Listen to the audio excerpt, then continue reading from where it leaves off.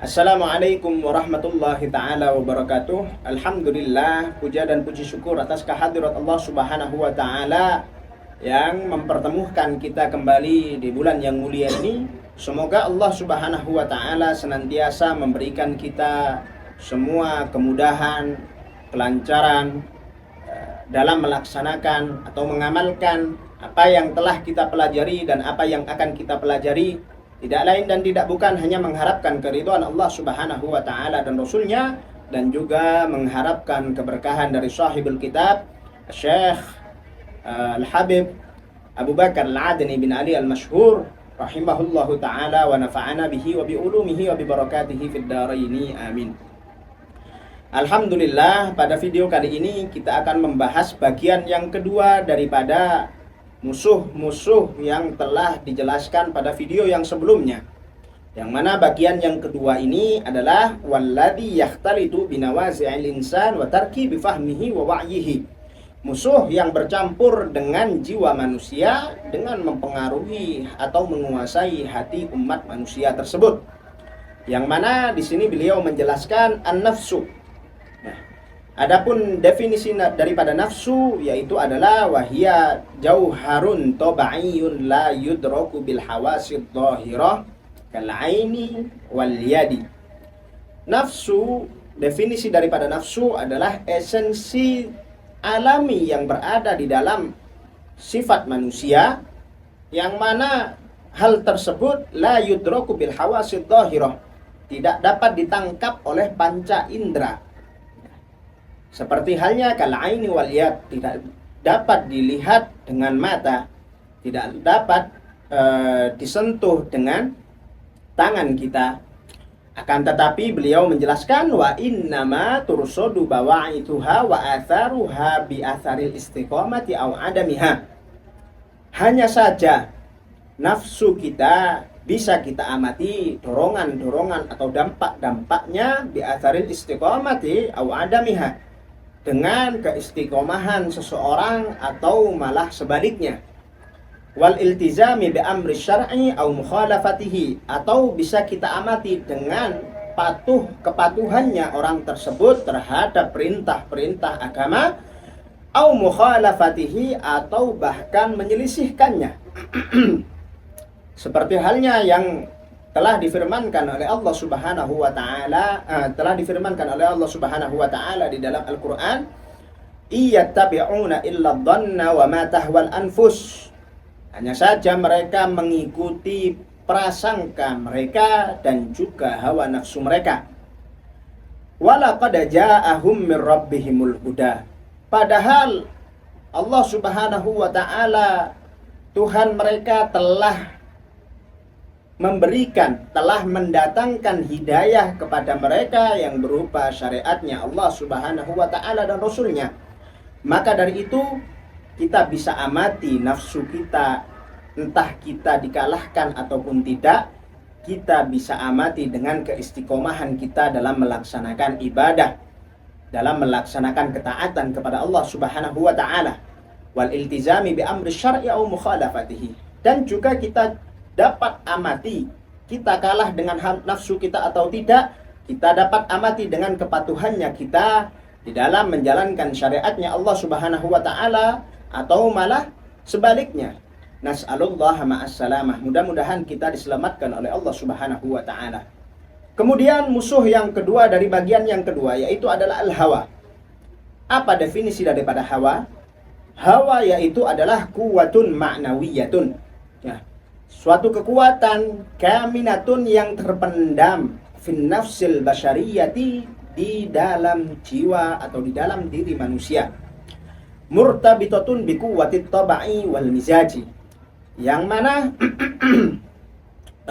hawa tersebut, hawa kita itu berkaitan atau terikat dengan karakter pada diri kita atau perangai kita, idza lam yatarawwat ala fi'lil khairi, apabila kita tidak melatih keinginan-keinginan kita dengan pekerjaan-pekerjaan yang baik, wa qabtis syahawat, dan mengendalikan nafsu, hawa nafsu kita. Ya. Jika kita melatih hawa kita dengan pekerjaan-pekerjaan yang baik, dengan mengendalikan syahwat kita, maka niscaya kita akan terselamatkan dari musuh yang dinamakan hawa ini. Qala ta'ala, Allah Subhanahu wa ta'ala berfirman, afara'aita man ittakhadha ilahahu hawa. Tidakkah kamu melihat terhadap mereka yang dikalahkan oleh hawa nafsunya, yang dikalahkan oleh hawanya, menjadikan hawa itu sebagai Tuhannya.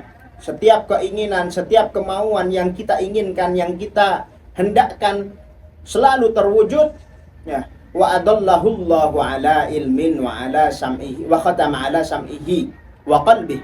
Maka Allah Subhanahu wa ta'ala akan menyesatkan orang tersebut, wa khatama ala sam'ihi wa qalbihi, dan mengunci mati pandangan dan hatinya, wa ja'ala ala basarihi ghishawah, dan Allah Subhanahu wa ta'ala menjadikan tutup atau menutup pandangan orang tersebut. Maka apa yang terjadi? Famay yahdihi min ba'dillah, siapa yang akan memberikan hidayah terhadap orang tersebut sementara Allah Subhanahu wa ta'ala telah menyesatkan orang itu. Allah Subhanahu wa ta'ala telah mengunci mati pandangan dan hatinya.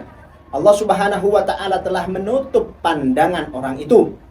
Maka dari itu, seraya sesuai dengan apa yang disabdakan oleh Nabi Muhammad sallallahu alaihi wasallam, la yu'minu ahadukum, tidak sempurna keimanan salah seorang dari kalian, hatta yakuna hawahu taba'an lima ji'tu bih, ya, sehingga hawa seseorang manusia itu dapat mengikuti sesuai dengan apa yang telah didatangkan oleh Kanjeng Nabi Muhammad sallallahu alaihi wasallam, yaitu adalah syariat-syariatnya Allah dan juga syariat-syariatnya Rasulullah sallallahu alaihi wasallam.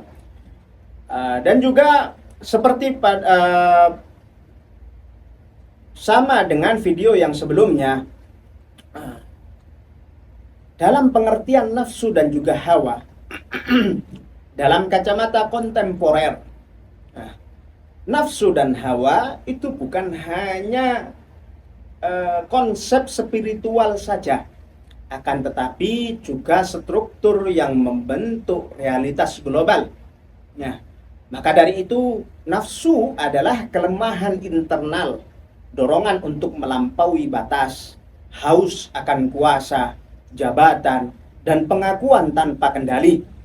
Adapun hawa adalah ideologi sesaat, tren yang berubah-ubah, opini publik yang membutakan hati dan menjadikan kebenaran relatif. Jika keempat musuh ini bersatu, mampu menguasai seseorang, maka timbullah peradaban yang kehilangan jiwa. Peradaban yang kehilangan jiwa, maju secara teknologi, akan tetapi lumpuh secara moral. Megah secara ekonomi, akan tetapi rapuh secara spiritual. Kaya akan informasi, akan tetapi miskin akan hikmah yang ada di dalam informasi itu. Di abad 21 ini, kita menghadapi musuh-musuh ini di dalam bentuk yang semakin kompleks, ya, yang mana setan bersembunyi di dalam algoritma media sosial yang memicu adiksi dan perpecahan. Adapun dunia menampakkan diri di dalam budaya konsumerisme yang menjadikan manusia sekedar pasar. Adapun nafsu meledak di dalam politik kekuasaan, korupsi, dan kerakusan tanpa batas. Dan yang terakhir adalah hawa, menyamar di dalam relativisme moral yang menolak kebenaran mutlak, seakan-akan semua boleh selama disetujui mayoritas. Maka dari itu, Sayyidul Walid Al-Habib Abu Bakar Al-Adni bin Ali Al-Masyhur pernah menyampaikan kepada kita bahwasannya kemenangan sejati yang dimiliki oleh seseorang bukan dilihat dari orang tersebut dapat menguasai dunia luar, akan tetapi kemenangan sejati bagi umat manusia adalah mampu menundukkan mampu mengalahkan keempat musuh yang berada di sekeliling atau yang berada di dalam diri kita.